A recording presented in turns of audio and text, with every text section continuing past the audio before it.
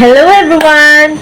Welcome back again sa aking channel! Problema nyo ba ang naghahang or naglalag na cellphone? Ayan.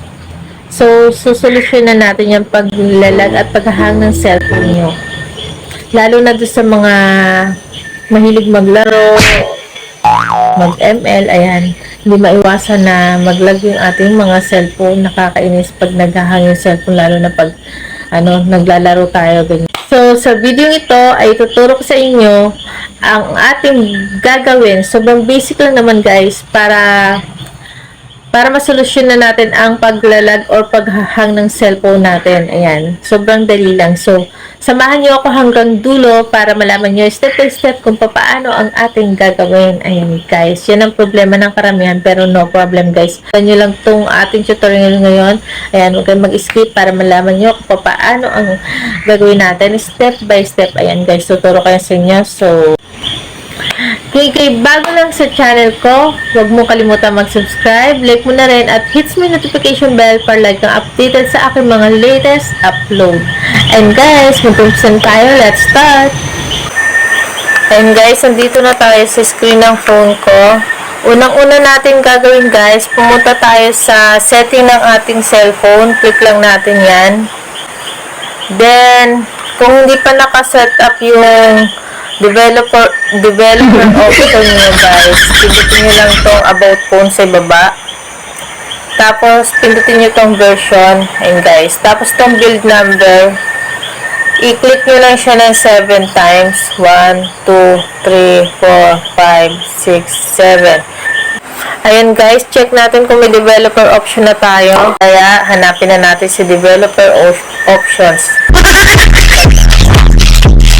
Hanapin natin si developer option guys. So, i-search ko na lang dito. Developer. Ayun guys, itong lumabas sa unahan, developer option. Click lang natin. Ayun guys, ito yung developer option ko guys, naka-on siya. Ayan. Then, scroll lang tayo. At hanapin natin ang window animation scale. Ayan. Hanapin natin guys. Ayan guys. Ito guys, window animation scale. Ayan. Ito guys, magkakasunod na to. Itong tatlo guys. Itong window animation scale, transition animation, zoom, tapos itong animator duration scale. Ayan guys. Itong tatlong to guys. Kailangan lang siyang naka-off guys. So, nakikita niyo sa akin, animation off. Ayan. Kasi malimit din maghang yung cellphone ko, mag-lag. Ayan. Kaya ini-off ko siya. Click natin tong window animation scale. Ayan.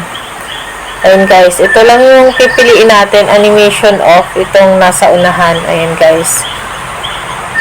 Off lang natin yun guys. Tapos to transition animation zoom, i-off lang din natin siya. Ayan, nakikita nyo, turn off animation din. Nakalagay niya. Then, dito sa animator duration scale, kailangan naka-off din siya, guys. Ayan. So, back tayo. Then, scroll lang tayo. Scroll lang tayo ulit, guys. Ito, guys. Click lang natin itong background process limit, guys. Ayan.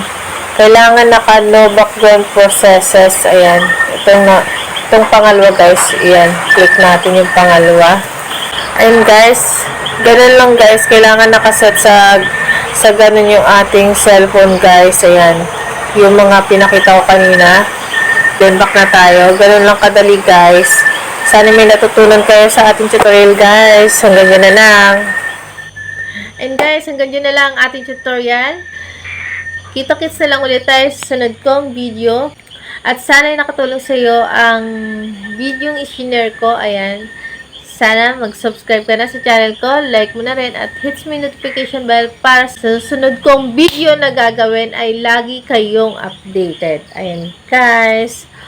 Bye-bye. See you susunod.